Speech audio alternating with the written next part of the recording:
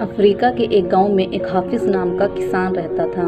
वह अपनी ज़िंदगी से बहुत संतुष्ट था, इसलिए वह खुश रहता था, और क्योंकि वह खुश रहता था इसलिए वह संतुष्ट था। एक बार एक मुसाफिर उसके घर के पास से निकलता है और वह हाफिज को पूछता है, क्या आज रात मैं आपके घर में रुक सकता हूँ? तो हाफिज उसको अपने घर में पनाह देता है और उसकी बहुत खातिरदारी करता है। जब वह मुसाफिर जाने लगता है तो वह हाफिज का शुक्रिया करते हुए उसे अपने रिसर्च के बारे में बताता है कि वह अपनी पूरी ज़िंदगी एक पत्थर के ऊपर रिसर्च कर रहा है जिसे हीरा बोलते हैं। अगर हाफिज तुझे उस पत्थर का अंगूठे भर हिस्सा मिल जाए तो तुम एक पूरे शहर को खरीद सकते हो, और अगर तुम्हें मुट्ठी भर हीरे मिल जाएं तो तुम पूरे देश को खरीद सकते हो। उस रात जब वह मुसाफिर चला जाता है तो हाफिज को नींद नहीं आती और वह अब खुश नहीं था, क्योंकि उसकी संतुष्टि उड़ चुकी थी। अब वह सोच रहा था कि अगर उसे हीरे मिल जाएं तो वह बहुत ही अमीर बन सकता है। अब हाफिज क्या करता है, अपने सारे कारोबार, सारी फील्ड और सारी प्रॉपर्टी को बेचकर हीरो की तलाश में निकल जाता है। वह अफ्रीका से यूरोप तक का सफ़र तय करता है, लेकिन उसे एक भी हीरा नहीं मिलता।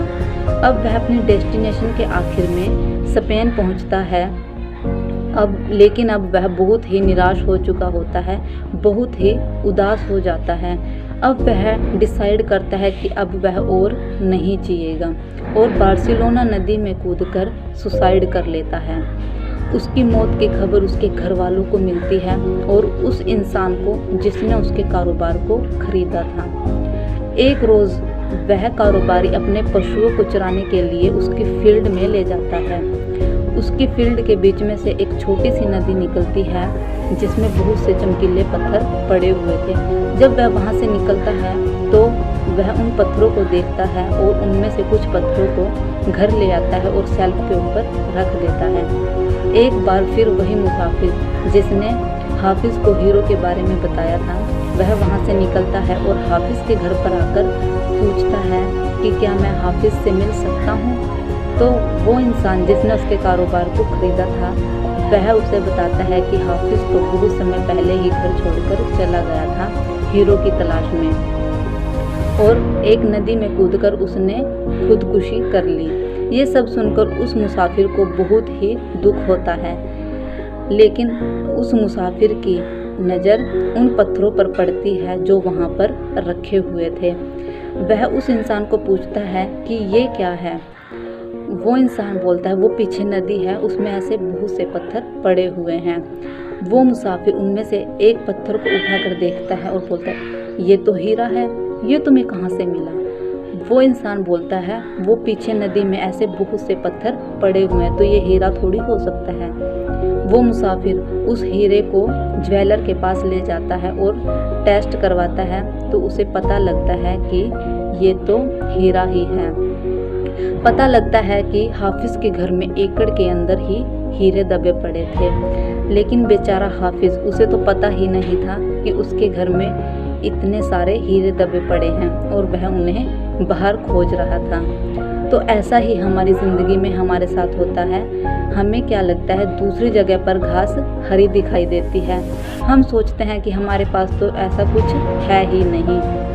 तो अल्टीमेटली दोस्तों, आपको भी अपने अंदर झांक कर देखना होगा कि आपके अंदर कितना पोटेंशियल है। आपको दूसरों को देखना बंद करना होगा कि दूसरों के पास क्या क्या है। अब आपको अपनी ज़िंदगी में संतुष्ट रहना है और खुश रहना है। हो सकता है आपके पास भी बहुत से हीरे दबे पड़े हों जिनका आज आपको अनुमान भी नहीं है। आपको भगवान का शुक्रिया करना चाहिए कि उन्होंने आपको कितना कुछ दिया है।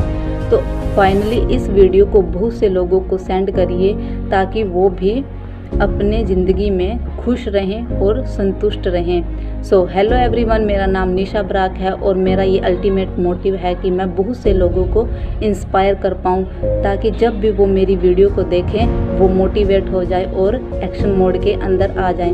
अगर आप भी मेरी किसी वीडियो को मिस नहीं करना चाहते तो इस चैनल को सब्सक्राइब करिए और बेल आइकन को ज़रूर प्रेस करिए ताकि आप मेरी आने वाली किसी भी वीडियो को मिस ना कर पाएँ। तो मिलते हैं नेक्स्ट वीडियो में नेक्स्ट स्टोरी के साथ। Thank you so much.